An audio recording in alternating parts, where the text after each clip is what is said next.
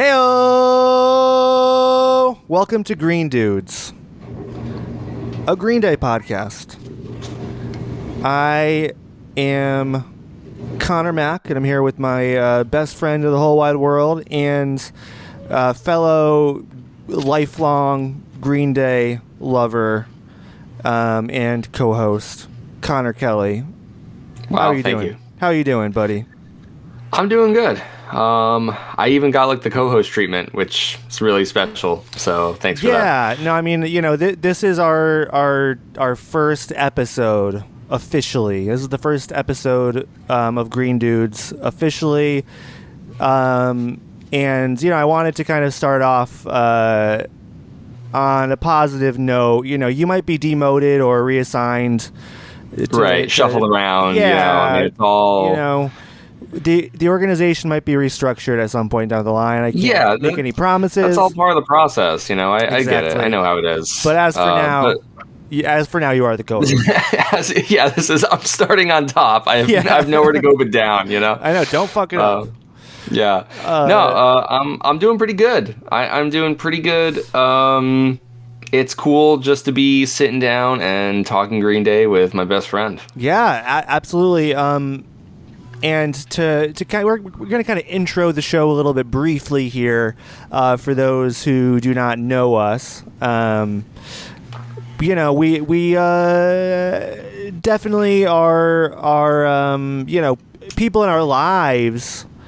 I think a lot of times, you know, like if you know us, you probably know how much we love Green Day. If like It's you know true. us on a personal, real level, you probably know how much we love Green Day, and yeah, you know, we're hardcore fans, sometimes obsessive. Definitely me. It's you know, ruled my life. It's been a driving force in my adolescence through adulthood now. So. And I think, you know, it's been something that we've shared for, I think we said, like 19 years now, which is insane. Yeah. Yeah, that really is amazing. Yeah, 19 years. You're right. Because 2004, you know, when we first listened to American Idiot, you know, that was it. Yeah, that was it. You know, that was the inception point, and you know, there was never any like looking back from that point on. Total life changer.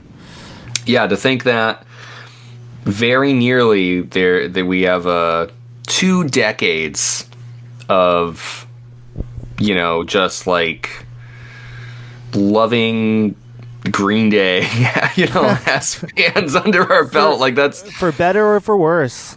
Yeah. And, you know, there are, you know, 2 sides to that coin. There are going to be discussions where, you know, I'm sure we'll say sometimes it is a bit more for worse, but 100%. But the love has never gone away, you know? No, it's never gone away. I don't think it's ever going to go away. Yeah, it's a blessing and a curse. Yeah, you know, I said Green Day rules my life, and it also makes my life rule, man. You know, it also wow, rules, that dude. was I don't know if you planned that or if that was just off the cuff, but that was like, this is why you're the host, you know. Thank you. Yeah, and so on this podcast we are going to be tackling every single Green Day song. We'll be discussing every song in release order, chronologically. Starting from At the Library, and you know, we kind of wanted to do an introduction episode, and we kind of saved it for a special occasion, because today is not just any other day. It's not just a regular kind of day, Connor. I mean, it's what kind of day is it? It's a new Green Day drop kind of day. Hell fucking yeah, buddy. It is. And so, listeners, I want you to imagine this podcast, Green Dudes, as a movie. imagine you're at the cinema, you bought tickets, you got popcorn in your lap, whatever. You watched all the trailers. Some of them were good, some of them were awful. You know, they went on for entirely too long. It's like you've been sitting there for half an hour. You're like, when is the fucking movie going to start? You already got to pee. You're like, this is not going to be worth it. And so then, you know, the Paramount Pictures logo comes up because that's the production company that we're under. Yeah, right, obviously. If we were a film. And the beginning of the film opens up. It's a flash forward. Wow. We're starting at the end of the story. Wow. You know, you see the characters, us, we're in old makeup. You know, they made us look like old people, and it's just like two old guys sitting at a nursing home somewhere, just, you know, discussing how we ended up here. It's like, how the fuck did we end up here? Yeah. And then it's like the record scratch. You might be wondering how we ended up in this position. So that's kind of what we're doing with the podcast, because usually people say that when like something crazy is about to happen, not when it's just two guys in a nursing home. You know, there's not necessarily a story there. Like, you could have just like gotten older, and then like your shitty kids were just like, we don't want to take care of you, and you know. Well, I don't know if that's a record scratch moment, but sure. I don't know. Maybe like one of us pisses on the floor or something, and it's, you know, so it's it's kind of like how did we get here? We're just pissing right. on the floor. Okay. So I didn't mean to steal your no. That was a great point. You're absolutely right. But this is not just any kind of movie. This is not a traditional movie. So we're starting at the end, and then, you know, we're gonna flash backwards to the very beginning of the Green Day story, and you listeners are gonna ride with us, and we'll take this journey together. But I thought today was an appropriate day to start and to discuss Green Day's latest single that they just dropped today. The American Dream is killing me. Damn. Connor, off the cuff, right away, what are your feelings? We've been corresponding a little bit during the day and yesterday, and that means I'm just texting Connor like every little piece of Green Day information that I come across, and like, look at this. At this. So yeah, you know, going through today, Connor, how'd you feel about everything happening? You know, it was cool. It was really funny that like you were sending me. Like, you sent me this track list, and then you were like, this isn't even the real track list. I was like... I sent you a fake track list. Like, did you mean to send me that? Or was, like, the information coming so quickly that, like, suddenly it changed? Yeah. But or did you want me to, like, see the wrong track list first to see, like, wow, like, even what people were speculating isn't even, like, crazy enough. No, I mean, I think I sent them like 12 hours apart, or one late at night and then the other one in the morning. But okay. But yeah, like late last night, the cover art for the new Green Day album Savior is leaked, and around that same time, a track list popped up. So I thought maybe they were from the same source and that they were both legitimate, but the cover art ended up being real, the track list ended up being fake. And then I wake up and we're still a couple hours away from the song premiering, and the real track list pops up on, like, I think it was like the Tower Records website or something. Gotcha. And then I'm like, wow. This is a track list you would look at and be like, that's fake, like, right. And I think we've said that about like the last 3 Green Day albums when like the track list leak.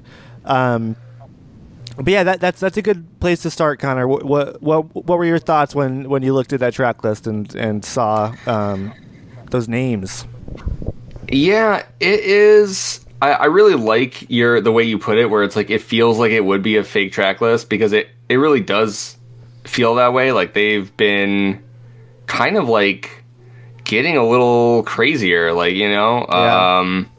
Some of these song titles, like, Susie Chapstick. Susie Chapstick and Bobby Socks. Yeah, Bobby Socks. Coma City. Fancy Sauce is the closing track. Yeah, I mean, it's pretty funny, but like stuff like that is exciting for me. You know, I get the feeling that they're really like, I don't know, they're still expanding. You know, like that's what's so fun to, you know, have listened to Green Day for as long as we have and to continue to listen to them. You know, they are not a band that is going to just put out, you know, what would be easiest ultimately, or more often than not, even what people would want. Usually what they're putting out, like most people are like, I don't, you know, you think about how many fans have dropped off over the years, or how many people who are still like on the ride, but like they're just shitting on it the whole way, you know? Yeah, like, yeah, that's a big part of I think what we're going to talk about tonight. Yeah. After this song, but yeah, I know that's a good point. Yeah, I feel like not like none of these are like typical Green Day song titles. You know, like they're all kind of. I guess The American Dream Is Killing Me is like the most Green Day song title probably on the whole thing. Yeah. Saviors too. Yeah. Some of them feels a little bit like almost like not inversions, but like weird like bizarro versions of like other songs. I'm like, you know, I can't help but look at One-Eyed Bastard and think Dirty Rotten Bastards. I can't help but look at Coma City and think of like Murder City. You know, like sure. I don't expect the songs to have anything in common. I don't even really think that, you know, Green Day was thinking about those things. But like as a fan and thinking about like their past work, I'm like, you know, that's those were like some of my immediate thoughts. But like they feel. You know, it feels almost like, you know, with like the Father of All album cover, where it's like, yeah, we're going to use like the Green Day iconography, but we're going to fuck with it, or we're going to put like this spin on it. And, you know, I wouldn't go so far as to say like that's definitely what's happening in the track list here. There's nothing really like obvious about it, but that's where I was starting with it as I was looking through it and being like, you know, I wonder if they're still kind of playing with that idea. I don't know. Yeah, I mean, I think they could be. I think it's kind of an obsession that Billy had, you know, especially they did like the Dookie, or they did the Woodstock show re-release in like 2015 or 2017 or something, where they put the Woodstock concert on vinyl, and Billy fucked with the Dookie cover for that cover, and then he was like, then that's obviously, you know, that's what inspired him to do the Foam cover. Yeah, obviously, where they fucked with the American Idiot album cover, which everyone loved. It was a universally met with critical acclaim. Yes, yep. Everyone really loved it and understood it, and thought it was a great idea. And I mean, it's up there now with their best covers as far as fan perception goes. But yeah, I think that could be part of it. I do think they're aware of like that they're playing with their legacy, and that they can kind of do these things now with such a large body of work. The one thing on my mind though is I'm thinking, like, what do you think the chances are that it's a concept album and Bobby Socks and Susie Chapstick are the new St. Jimmy and what's her name? Oh my god. Wow, I almost like got mad that you just asked me that question, because like I my head was not in that space at all, and it's like, wow, you know, could it be? No, it's you know, it's not that feeling to me. I could see in a way The American Dream Is Killing Me, or rather, what's the album called? Saviors. I could kind of see it as like a concept record, or maybe like very loosely. Like I wonder, but to answer your question there, buddy, Bobby Socks, Susie Chapstick, I don't know. I don't think so. We'll I see. I don't think we're looking at Christian and Gloria here. I don't think so. We'll have to wait and see. I don't know.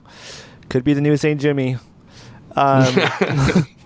Okay, so getting back to the big event of the day, Green Day dropped the song and video for the American Dream Is Killing Me. Connor, I know we've kind of watched a live version. They played it this weekend a couple of times. That's right, and that was awesome. So yeah, like, what are your first thoughts on the song in general? As far as the first single goes.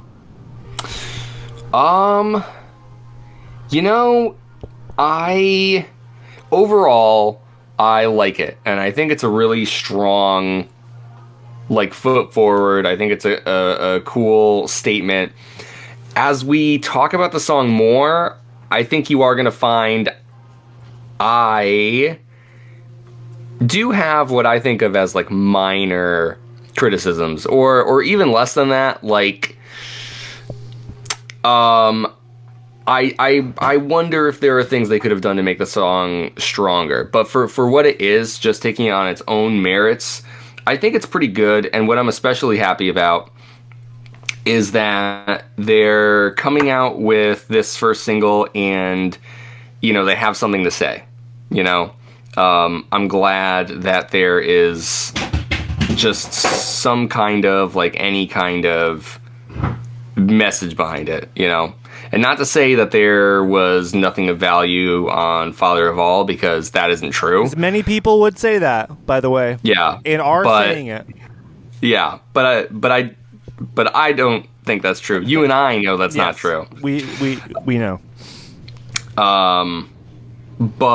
But I can see how you'd get that impression, you know, and especially with like the singles that they put out, you know, they aren't really like statement pieces. I don't feel like in terms of like the message necessarily. But even then, I guess it's like, you know, you could kind of think about like, oh, well, sort of the perils of wealth and like what that does to people, and like, you know, kind of the tension between like maybe like having attained all that wealth, and also like, does that compromise your morals? But like, I'm not really here to get into that. But all to say is it's not nothing, right? It's not nothing. But what I mean is, with this song, it's just smacking you in the face with it. It's right there in the title. Yeah, you know? yeah. There's no guesswork about it. Mm-hmm. So starting there, that was one of the things that I felt like most excited by. I thought that was a really good way to start. Yeah, I totally agree. I think it's right out the gate. It is it's kind of a driving single, very catchy as well. Yeah, as topical, you know, very much following the trajectory from American Idiot to 21st Century Breakdown to Rev Rad to Saviors. Mm-hmm. It is in that same vein. It's cut from the same cloth. And, you know, I'm definitely a big fan of Rad Green Day. So, you know, I am a Foam believer. I did really enjoy Foam. It's not my favorite Green Day record, but I think it's very, very good, and I really do love it. And also, you know, the trilogy is also a favorite of mine. Famously, I love Green Day's trilogy. So you know, there's a lot of people that are posting things online like, finally a return to form, you know, and it's like kind of saying that this is put out in response maybe to the panning that Foam got. And, you know, we've had this discussion many times. Like, I think it was always expected that this was going to happen. And, you know, Green Day is a reactionary band. They don't. It's not just to public perception, though. I don't think that's not why they do things. And I want to make clear, you know, when Foam came out, it was always made clear and discussed about how it was a left turn, like it was not a straightforward progression. So I kind of always expected to kind of have something built off of the Rev Rad lineage afterwards. And I think that's exactly what we are getting. And I mean, like, obviously the topical lyrics, the anthemic chorus. What excites me the most is the kind of, I'm not sure if it's the bridge or it's the post chorus after the first chorus where the strings come in and it's people on the street, unemployed and obsolete. That definitely feels like they're picking up some of the best parts of Rev Rad and accentuating them. So I think that was my favorite part. And so while it is kind of more in their wheelhouse and it is kind of what people like, I still do think that it's like a progression. I think it's I think they're going to do some new and exciting things, as well as what people know and love them for.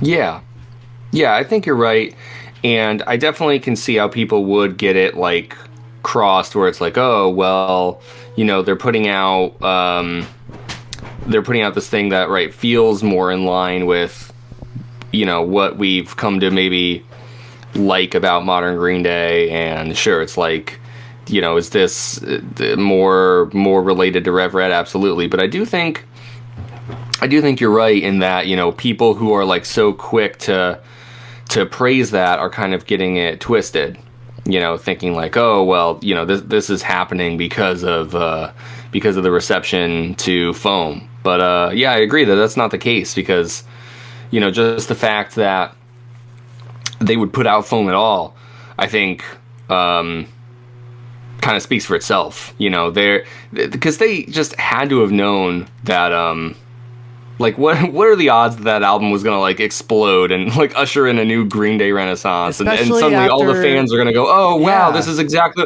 like, they knew no one wanted it. That's after the almost trilogy. The whole point of it. Yeah, especially after Dose. Yeah, of course they knew. Yeah. So like if they're willing to put out that record in what is like the almost absolute certainty that it's going to be panned and heavily criticized, then it also follows that they wouldn't put out this record, just because they're chasing, any accolades or like, or their fans or any growth in their listenership. Like they're beyond that, and they have been for like ever, that's kind of their deal. And I think that's one of the things I know we'll talk about that's an ongoing discussion, but definitely something that, also has like made us want to stick around with Green Day, is that like they put out the music that they want to make, whether people are interested or not, like they're always going to stick to their guns. Yeah, and it is kind of funny because I mean, good. That we do talk about that in our At the Library discussion. That's a little sneak preview for you for next episode. But yeah, they've been kind of doing that since the very beginning. Which is. Yeah, that's a big reason why we love them. So Connor, I am curious, because I'm not saying this is a perfect song. I do have critiques as well, surprisingly. So yeah, I'm curious. I kind of want to get into the nitty gritty and hear what let's do it. What your critical thoughts are. So. It's a bit of a mix. One is that I know, like, I kind of started off saying like, well, they have something to say. Wow, thank you, Green Day. Like, that's so cool. But it also feels a little bit like I remember like talking about Rev Rad. Like, I remember listening to Troubled Times with you for like some of the first times as we were getting into that record, and I remember like driving around in your car and being like, man, I like this song. Like, it's a good song, but don't you feel like Billy could have pushed himself to just say more than, like stuff is bad? Like, yeah, it's like, okay, we live in troubled times, but like, do you have more to like say about that? Can you expand on on that at all, you know? Because it just feels like this is a song that's like admiring the problem rather than being like, hey, you know, what could we do about it, or how did we get here, or. And I also think The American Dream Is Killing Me is kind of in line with that in a way, where it's like, yeah, you know, shit sucks, and it's like I'm completely with, you know, the song itself, because I'm glad they're willing to say that, even though I don't think in like today's political climate it's not like necessarily like a very daring or bold thing to say, you know, but the fact that they're you know, that they're going with that message, I think is worthwhile. But like Billy's always sort of had this thing where it's like part of his songwriting and part of his lyricism where you know, he has like this big idea, right, that he really wants to like just like shout and get out there, and then like usually with the verses it'll be a little more general and abstract, and it's more about like translating like an idea and a feeling rather than like, oh, you know, these are like the more like concrete and clear like systemic issues with America, like. Yeah. And I get that, I really do. I am not coming to Green Day for like political critique, you know, necessarily in the first place. We go to Biden for that. but I just felt like maybe there could have been more in that regard, or maybe even like, I don't know, I like the chorus, but I feel like maybe it was just a little bit stronger because so much of the song leans on it that you know, I've only listened to it a handful of times, so I'm not going to sit here and say like it's repetitive. I don't even feel like I'm as familiar with the song as I should be to be like making some of these claims. But, you know, going off of my first impressions, it's like very much with that, like, you know, big catchy chorus and like, you know, you know, and then like all, you know, it's like it's all there, you know, it's all, but it feels, with the exception of the point you were pointing out in the beginning with like the strings there, it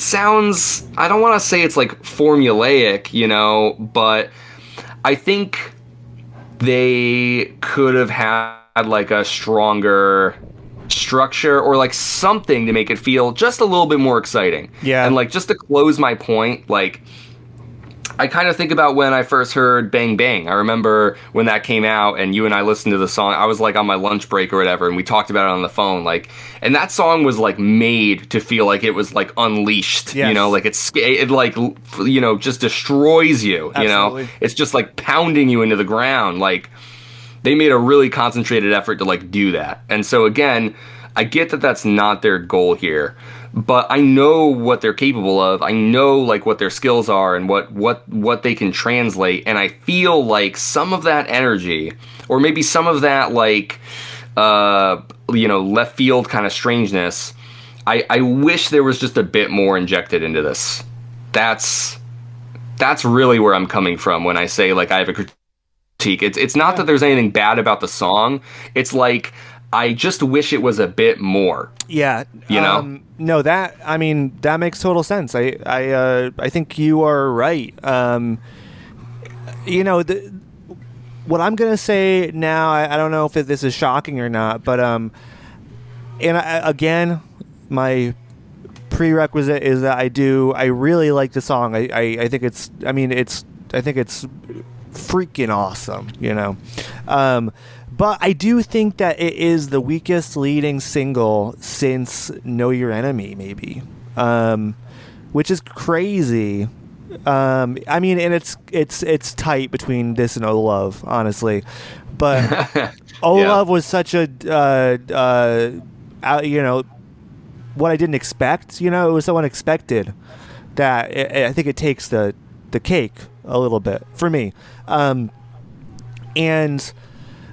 so yeah, because I think about when Bang Bang came out, you're absolutely right. That was a kick to the nads, as they say. Yeah. You know, right? Yeah. We felt like our nads were just kicked in.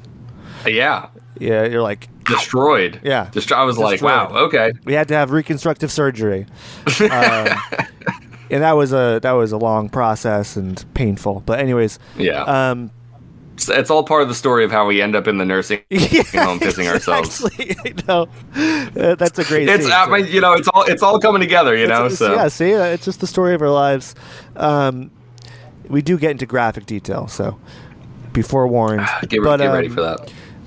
And then Father of All Motherfuckers comes out, and it's not as explosive in the same way as Bang Bang, but it packs a fucking punch. It really does, because it's so bold and different, and everyone's like, everyone is just like, what the fuck, right? And I think even you asked me, "Oh, is that Billy singing at first?" You know, and like, yeah, that's right. Yeah, that's right. So yeah, that was a huge swing for the fences, and whether or not it succeeded, it was bold.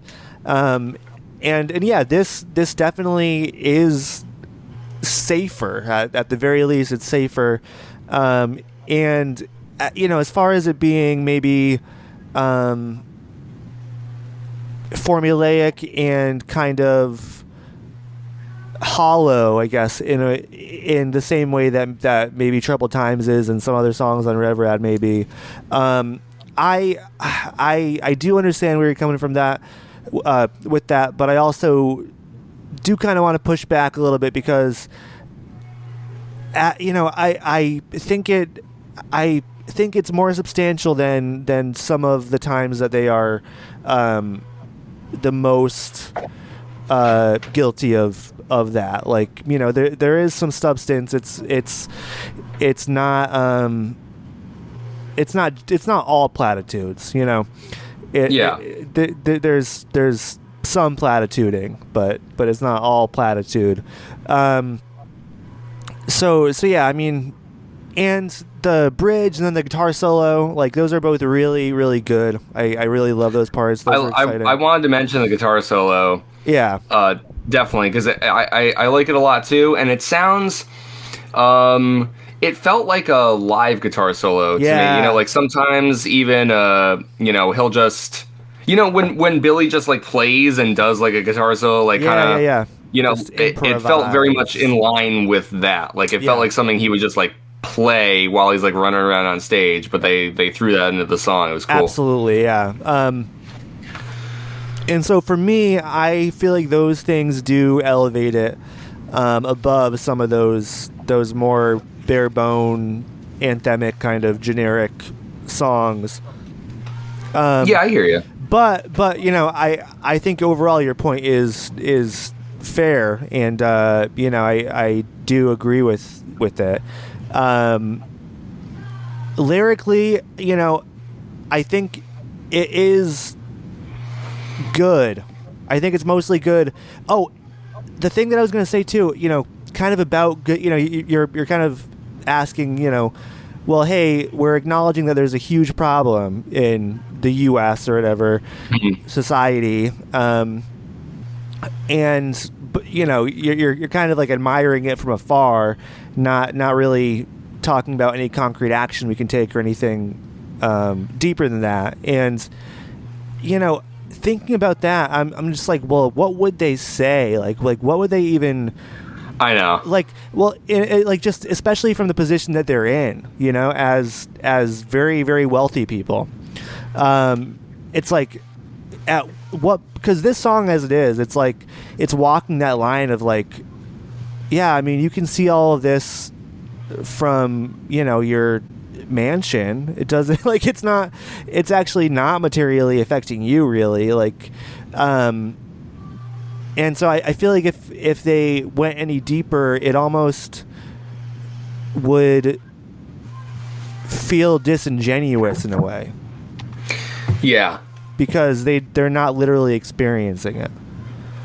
And I think they are walking that line. I think they're more conscious now that they are walking that line than they were in 2004, even though they were still very wealthy at that point. But society has shifted in such a way that it's way more glaring today. Yeah. So yeah, I think that is an interesting critique, and it's I don't know if there is a solution to that. No, I think. Sorry, did I cut you off there, no. or Go ahead? because I just didn't want to lose. I thought if you were going to go to another point, I want to respond to that because it is a really interesting discussion. When you talk about like these songs of resistance and rebellion that Billy has always loved.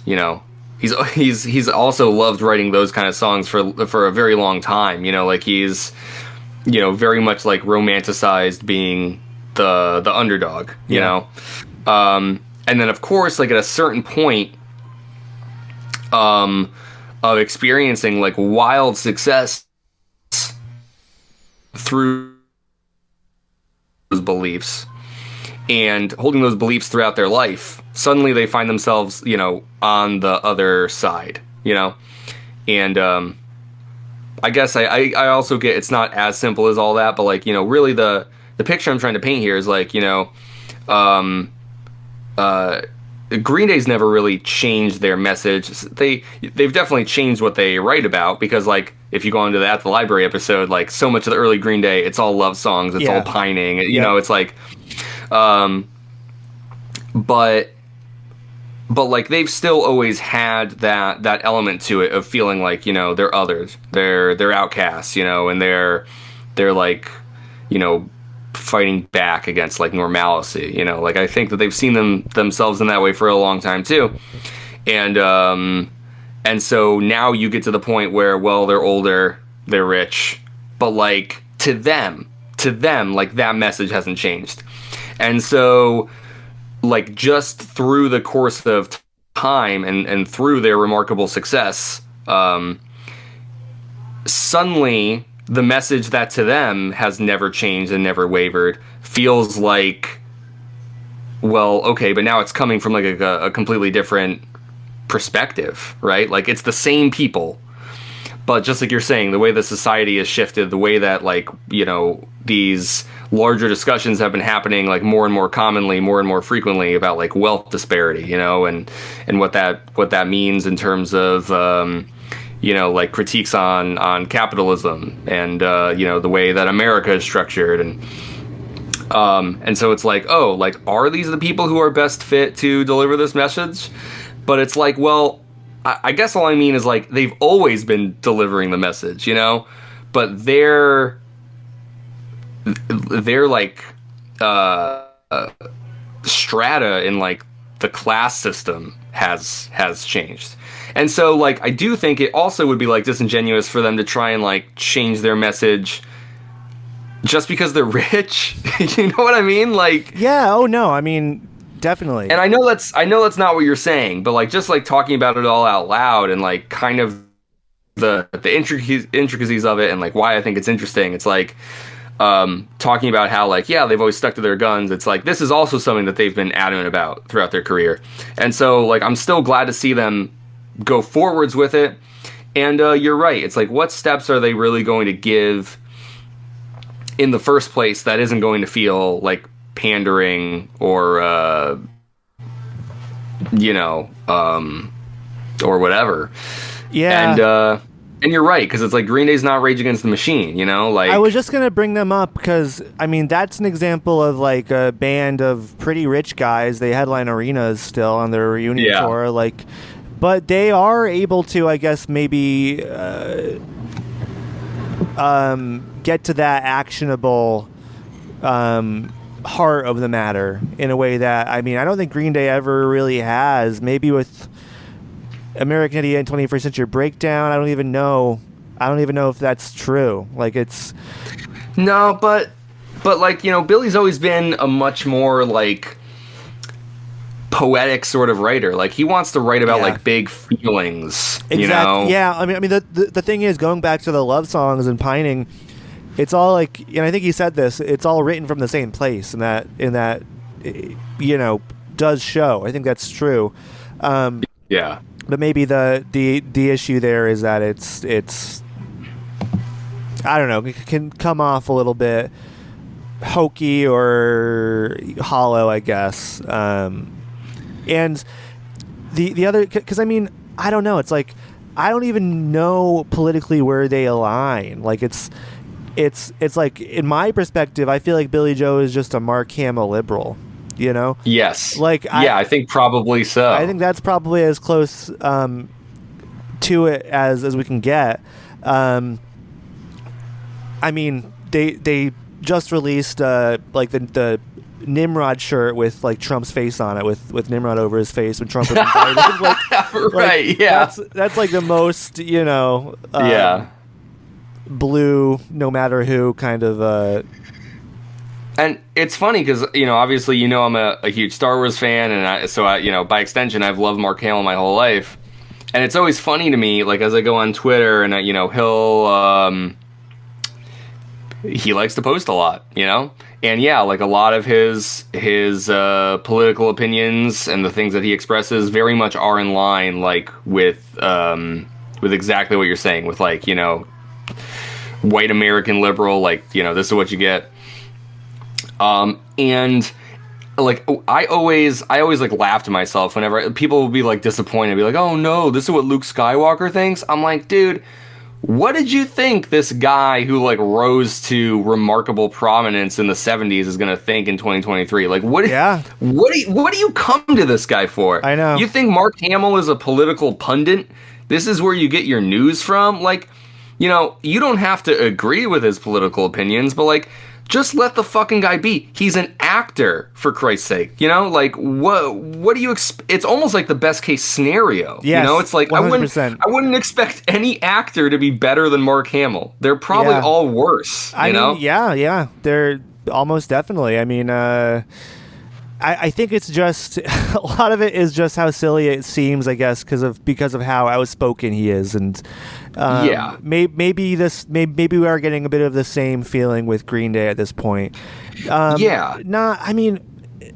even to the same amount. Like, I don't think it's embarrassing. I don't think it's I think it's sincere, you know, and I think it's all coming from the right place, and it hasn't really crossed the line into like you know, kind of feeling like he doesn't know what's going on, like he still you know, very clearly knows what is wrong, or that something massively wrong within the system needs to be fixed. So yeah, I do think it's kind of as good as we're going to get, and personally, you know, I don't mind, but I do see how it could kind of be looked at as a little bit cringy or hokey. And I know that this, I want to get back on track, because like, as we've talked about, like, oh, you know, some of the lyrics, this and that, because I want to shout out some lyrics that I really like here too. You know, because I don't want it to paint the picture like, oh yeah, I think it's all like toothless, like you're saying, because I don't feel that way. I think it's a mixture. But like, just to wrap this point up here, it's like, I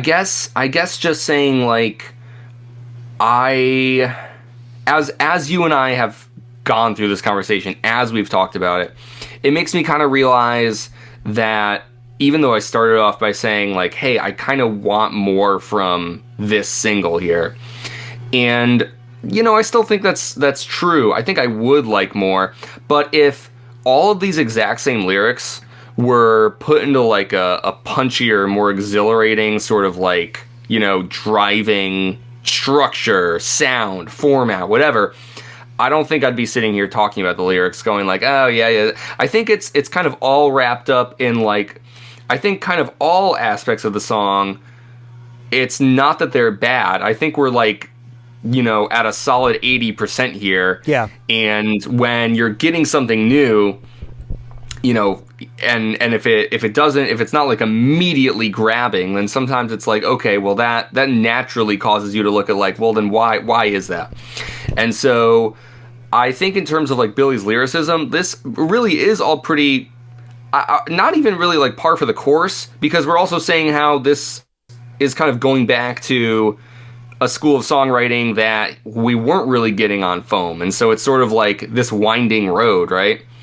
And I think like for a return to that, I do think it's pretty solid. It does, and this is one song off the entire album, right? Yeah. So like, you know, this could be serving just its exact purpose, slotted into what could be like a much more diverse album than we realize. Absolutely, and I mean, not to discount. We have heard three other songs almost, kind of, from the record. We heard 1981 live. We heard Look Ma No Brains off the vinyl rip, and One Eyed Bastard, which is probably very reworked.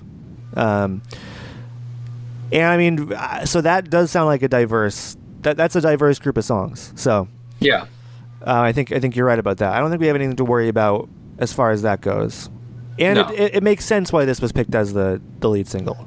I mean, it absolutely does. You know what's, I feel like it's almost like maybe too predictable, but I feel like I just gotta shout it out. But like talking about like, oh, you know, are there platitudes in this or not? You're right, it's not all platitude. But the thing that really jumped out to me, like you can't not hear it when he's singing it. I just don't know how I feel about the TikTok reference in this song, man. That's what I was going to end with. I was not going to get through this conversation without bringing up, and it's not just TikTok, it's TikTok and taxes is the line. TikTok and taxes. And so before the song was released, like the lyrics leaked, and I hadn't really listened to the whole song yet, and so I saw these lyrics, and that like popped out at me right away. TikTok and taxes. I'm like, because I mean, depending on how it's sung and the context and everything, it could really be bad and very, very cringy, and you know, I'm not gonna say it like really works like super well. It's not as bad as it could be. Because, like, you know, my first reaction just seeing those words, it was like, and honestly, it's the taxes part that bothers me more than TikTok, honestly. It's not like, is it like equating the two things? Maybe, like yeah, like, just together, it's like, you know, Billy's like yelling about taxes. Obviously, that's not the case. After reading all the lyrics and listening to the song, you know, he's kind of doing a very classic Billy Joe trick where he is like kind of shouting out like headlines or common arguments, and obviously two right-wing arguments are, you know, right-wingers hate TikTok and they hate taxes. That's big low-hanging fruit. And obviously that combined with like don't want no huddled masses, obviously anti-immigration, that's always a big talking point with right wingers a lot, you know, now especially. So taking it all together, it's like, well, I kind of get what he is doing there, but yeah, I don't love it. I don't love it. It does stick out. Yeah, and you're exactly right, though, obviously, to say like, oh yeah, like it is such a classic Billy Joe thing where it's like he just loves like the immediate imagery of like certain words. You know, he'll just say something because, I mean, like, and it's one of those, it's almost like you gotta give it to him. Like, you know, he knows what he's doing, and he really is just like a fucking expert in his craft. I mean, an incredible songwriter, undeniably, you know? And so I do think that this line, like, does exactly what he wanted, right? Like, it's attention grabbing, it's immediate, it's current, you know? But yeah, it also does feel like there's like it's like, but it also feels like he's just saying it for those reasons, and it's like, well, I mean, I think for the most part he is, right? Yeah. And that's also what kind of leaves maybe a bit of that sour taste, where it's like, I don't know, it's like it's like if a magician like explains their trick to you or something, you're like, well, okay, you did it, you know, you know, like, um, because I do think it's successful in the song. But it does kind of have that like transparency to it. It's like, well, you're just like Yes. taking things that like are immediately grabbing and relevant Yeah. and punchy to just throw into the song. And I think he would be like, well, yeah, and like it fucking worked. It's fucking killer. And you're like, well, I And guess it is. But like, do you have anything else to I add? know. And I do think that we are at a point now where TikTok is so ubiquitous and like in our faces and everywhere that it's like it it's more or it sounds worse to us now than it will in like 25 years, like people say that, oh, putting like talk, writing about computers or cell phones or whatever is going to age poorly, whatever. But I think it's actually the opposite. Like I think it's actually going to be normalized to a point where it's like we look back on it and we're like, oh yeah, like, because obviously there are songs that people sing about, like the landlines or whatever old technology there is out there, and it's like, I mean, it doesn't always age like milk. So I mean, Yeah, you're right. I think it's just very, very relevant now, and that feels weird. And it is kind of very big in our face, and it's not done very very cleverly, I guess, which Billy Joe can do, obviously. Like the comparison that comes to mind, and this is not a good line. This is also a very dumb line, but in Revolution Radio, the song, he says anti-social media, like, Yeah, yeah. and that's not that clever, but it's at least not TikTok. It's not saying, Instagram is bad or whatever. So yeah, I think this is like the most direct that Billy has mentioned. Literally mentioning a social media platform in a song. That is that's new for him. Yeah. And yeah, it could be worse. My thought is like, man, I don't want people to think that he's singing about how much he hates TikTok and taxes like that. Like, and if you're not like really paying attention to the song, the line does stick out. Like I actually think it's the clearest vocal line in the mix. Like I think it's like mixed. Yeah. It's very apparent. So I don't know. That was just kind of my thought. But yeah, at the end of the day, it's a pretty minor quibble. No, it is. That's kind of what I think our whole discussion has been in a way. Like I'm like thinking about our whole discussion now. Like we've said a lot about like, oh, well, getting into the lyrics and what's the message and this and that. But I mean, like ultimately for everything that we've said, I think it's worth reiterating that I think everything that we've really talked about has been a minor quibble. Yeah. Yep. Ultimately, because in the end, like this still really is, a solid song through and through that I am really, happy with and excited about. Every point I could bring up like against it is a quibble, and everything that I have to say positive about it, like, makes me look forward to the record and yes. Makes me feel like it's pretty cool. Like I'm excited to see where this goes, and like it's kind of funny too because Connor, you and I lately we've been listening to the new Blink-182 record, yes. One More Time, right? Yes, correct. And there's no reason to say that like the same thing is going to happen, but just bringing up a very recent example, when you first played me the first single off that album, Edging, I was like, wow, this is not great. It's really not doing it for me. I'm like, it's not. I don't think I was like that harsh on it, but I think I was like pretty flat, over yep. Like, not excited, not interested, feeling like, okay, so we're just going to do like derivative Blink shit when you're all like 40, whatever the fuck. And then I listened to the whole album, and that record from beginning to end has like an electrifying kind of energy. You know, it feels like there's a real like camaraderie and understanding. But you know, it's like you kind of you get this like privileged position to like hear these three awesome musicians who have such you know, like a lifelong understanding with one another, just like play some really great tunes. And it's pretty diverse, you know, it's not just the same song one after the other. Now, I'm bringing that up because for everything that we've said about this very first single, which also happens to be the first track on the album,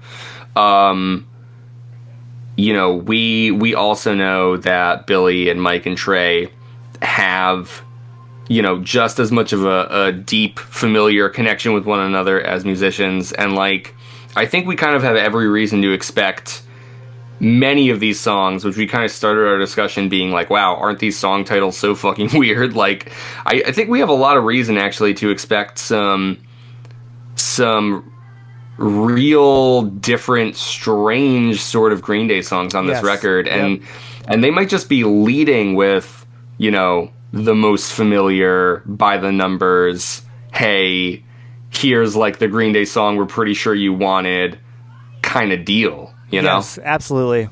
I think you're absolutely right. And that's a good segue into what I wanted to talk about before we wrap things up. Is they did kind of explain a little bit of the thought process and creation process behind the song and the new album that I thought was exciting and interesting, so I wanted to read it and talk about it quick.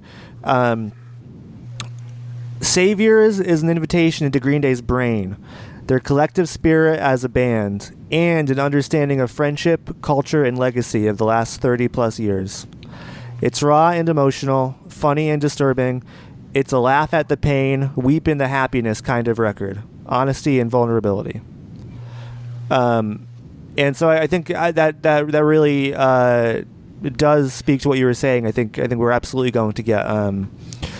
I think three lifelong friends making really honest and you know, emotional music, which excites me because I mean, not that Foam wasn't sincere, but it you know was not that, you know, kind of you know, it wasn't like Open Heart Surgery where you're digging into the emotions of right of you know, your inner the, you know, the inner workings of Green Day and Billy Joe as a person and songwriter. And so yeah, that does excite me. And they go further and they say, what is Saviors about, you ask?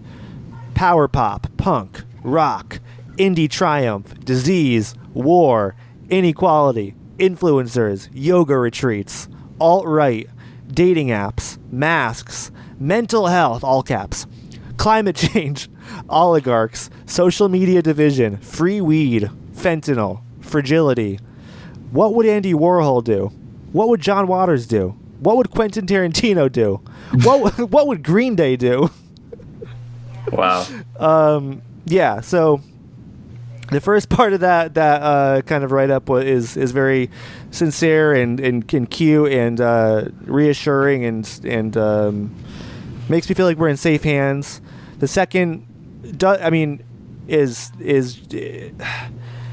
I can already see people running with it and, you know, using it to poke fun at the band. Yeah, because it is very silly. Yeah, but I guess that kind of goes like hand in hand with like the hard on sleeve kind of honesty, right? And like they're not trying to portray this image of, you know, being like impossibly cool, larger than life rock stars, you know. Yeah, it's like they're just you know, three fucking losers who really made it, and now they get to like make Titanic rock and roll for the whole world. Yeah, absolutely. Yeah, you're right. That sums it up, and I think that explains it better than I could. So yeah, you know, kind of after reading that and the this first single, what are your expectations and thoughts about how Saviors is going to impact you? It's interesting. I mean, one thing I want to mention is we kind of also were like ending with this discussion where it was like, oh, the first single, The American Dream Is Killing Me, is like pretty good, but yeah, it feels a little safe, right? And then it's like, oh, well, there's so much opportunity on the record for them to like go into more uncharted territory, And while that's true, I also don't want that to get conflated with thinking like honest, sincere songwriting, has to be done in a way where like the songs feel like daring and experimental. Because like the truth is, you could get a record of like 15 The American Dream Is Killing Me, but still have that same sincerity and honesty. Like I could also see, maybe they won't push themselves in a way that like I, as a fan who have been listening to them for so long, might expect or want them to. But I also don't think that means that the songs are not, honest and exciting and above all, like we were talking about, like, and that's kind of the thing. It's like, regardless of what we get, regardless of if it feels like some of the other songs, really do push their songwriting into strange, different, heightened directions, or, if maybe some of them feel a little derivative or recycled or whatever word you want to use, I have ultimate faith in any direction that they go being the direction that they really put a lot of thought into themselves. I think Green Day likes to portray themselves as kind of like a shoot from the hip, like, let's just like fucking do it kind of thing. And that aspect is a part of them. But I really do think that they sit back and reflect on their discography, on the music that they've made, yeah, and especially on what they want to do next. And so I really just wanted to put like a particular focus on, like, I don't want to like get it twisted either that like making honest or interesting rock and roll, like, it doesn't have to be pushing the boundaries always, right? It doesn't have to be experimental. Like, you can make something that is like done in a way that might seem standard and like push that into like new territory, And so like ultimately I have faith that whatever this album has set up for us is going to be exactly the experience that Green Day intended, that's what makes every album so exciting. Doesn't mean I don't have problems with certain Green Day records or songs, but I always come at it with the understanding that like whatever my issue is, like, it's my issue, and like I believe that they really did put a lot of thought and effort into creating and curating like exactly the experience that they intended. Yeah, absolutely. That all being said, I'm pretty excited. I really, really am. And especially after having you read, like, I don't know, it's like, oh, what is Saviors about? It's this and this. And, it's like, it feels like they just had a wall with a bunch of words on it and they threw darts at it until they had enough words, Pretty much. But again, like, I don't think they're just pulling stuff out of their ass. I think we could take that list after having listened to the record, and somewhere on the songs, you could point and go, oh, that's where the fentanyl part comes in. Yep.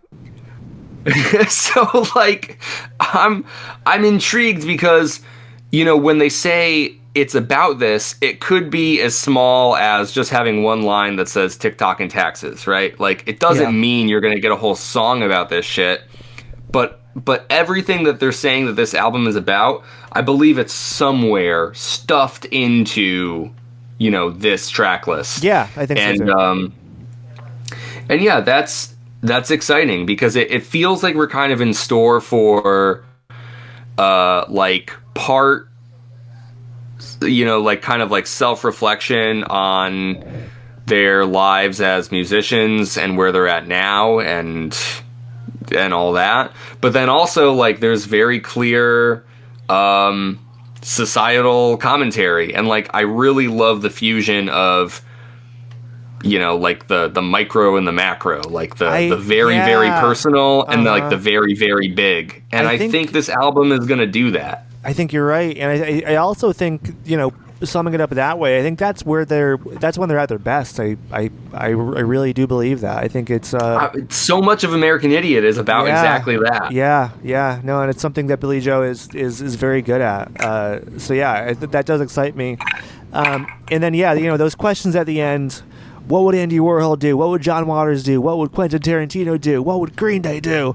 I think the answer that they're looking to get is make fearless, honest, sincere art. And that really does excite me. I mean, obviously that's what they've done the entire time, but really making it a sticking point this time is extremely exciting to me. Or it could be the top answer under the tweet after what would Green Day do, and it's this guy is verified on X, so we know that his opinion matters. It's better than other people's. Better than others. Oh, and his username is @WokeBeyond. Great, let's hear it. Yeah, so what would Green Day do? Green Day, spelled as one word. Green Day would continue making music for 12-year-olds. And I mean, hey, if we are the perpetual 12-year-olds, then abso-fucking-lutely, man. Yeah, I mean, so be it. We live in a world where so much other media is made for that exact demographic. Why not our music? Yeah, right. I just thought that was funny, so I had to bring it up. We'll circle back around with Woke Beyond and see what he thinks of the album when it comes out. Yeah, I mean, I would really love to hear their thoughts. They're beyond woke. They're beyond crazy. Woke. It's incredible. That means it's so woke. It's like the next level of woke, I think. Yes, yeah. They're into. We're going to be discovering that is. What that is and what that means. They'll be done with it by then. They'll be on to the next thing. They'll be beyond woke. It. They've transcended woke. They'll soon transcend the mortal realm altogether. Connor, there's obviously so much more we can talk about, but I know. There really is. We didn't even talk about the music video. Oh, fuck. Quick, I know. Quick lightning round. Music video thoughts. I thought it was a fucking awesome, fun zombie video. That was a blast. And Billy Joe soloing on top of a car as a zombie is like a killer Green Day moment. It looked like they just had fun with it, and I like the black and white, kind of like Night of the Living Dead sort of thing they went with. Like, that was cool. I thought their makeup was like, you were talking about like how different parts of like what Green Day does, and especially in their lyricism, like it kind of straddles the line between like sincere and cheesy. I think they looked like a whole bunch of fucking dorks, it was not, sure. It's not that it was done well, but like, I was like, what are you going for? I know. What is this like Halloween bullshit? Like, what are you doing? The way Billy Joe is cheesing to the camera, he's like, I'm a zombie. Yes! I'm a zombie. Look at me. Yes! I'm zombie. Yes! Exactly. But I think that is all wrapped up in like the like very bizarre sincerity of what they do and what they bring to the table. Yeah, it's like they're not afraid, to look fucking, cheesy or whatever. And a part of me just like has to always respect that. Like I wasn't watching the music video thinking like, wow, this is so cool. I was like, these guys are fucking dorks, Absolutely, they are. But at the same time, it's like I think you and I would pretty much be doing the same thing if we were at their level. Of course. So of course you would. You gotta respect it. Game respect game. Is that what they say? Yeah. Yeah. Well, I think that's a good place to wrap it up. I do hear a rumor going around that something's coming next week from this album too, so we might get something else to talk about very soon, and we'll continue to cover the release of this record as we can't help ourselves. But until then, go ahead and listen to our At the Library episode. It's up right now if you're listening to it, so just jump on into that one and start this journey with us. That's when you were gonna jump in and be like, yeah, you should, come along for the ride. Oh, you kind of just left this space. I wasn't really sure. You didn't really do a lot to come along for the ride, guys. We want you. Yeah, on no, board. I mean, but for real, absolutely. Because what's cool is like as you explained, we're gonna be going through each song, in sequence, but it's pretty cool. It's almost like this like weird movie where it's like you get like we start at the end and you do like this like flash back, if you will. It kind of reminds me of something that Quentin Tarantino would do. You're right. Yeah, no, it's like what would Quentin Tarantino do? It's so true, And we're gonna be like flashback, flash forward, flashback, because like as more and more from Saviors drops, I mean, you can count on us to cover it, Absolutely. And we're starting at the beginning of their discography, going song by song. So you really get both sides of that. So it's something, stick with it and piece the story together. It's something that has never been attempted in podcasting before. So we're very excited to kick these doors open. And if you're interested in connecting with us, you can follow us on Twitter or X at Green Dudes Pod. So you can DM us or tweet us, whatever you want to do. We'd love to hear from you about your Green Day thoughts and your Green Dudes thoughts. So please have at it. And we will see you next time with At the Library. See ya.